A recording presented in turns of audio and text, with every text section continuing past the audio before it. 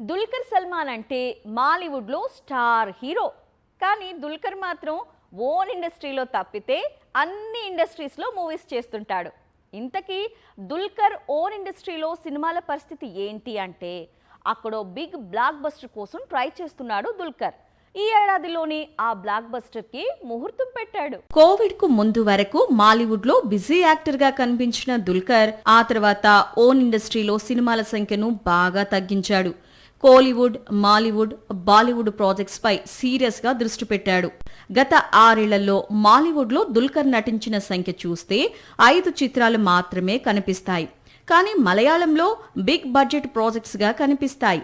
3 ఏళ్ల క్రితం అక్కడ కింగ్ ఆఫ్ కొత్త పేరుతో భారీ చిత్రాన్ని విడుదల చేసి చేతులు కాల్చుకున్నాడు దుల్కర్.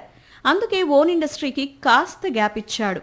ఇప్పుడు మళ్లీ ఆగస్టులో ఐయామ్ గేమ్స్ సినిమాతో మాలీవుడ్ లోకి ఎంట్రీ ఇస్తున్నాడు దుల్కర్ సల్మాన్. భారతదేశంలో 100కు పైగా లొకేషన్లలో చిత్రీకరించిన చిత్రం ఇది. మలయాళ సినీ చరిత్రలోనే అత్యంత భారీ బడ్జెట్ తో నిర్మాణం జరుపుకుంటోంది. కయాదు లోహర్ హీరోయిన్ గా నటిస్తోంది. ఆర్డీఎక్స్ ఫేమ్ నహాస్ డైరెక్ట్ చేస్తున్నాడు. సో వ్యూవర్స్, ఇది వాళ్ళ స్క్రీన్ ప్లే. మరిన్ని మూవీ అప్డేట్స్ తో నెక్స్ట్ ఎపిసోడ్ లో మళ్ళీ కలుసుకుందాం. Until then bye by.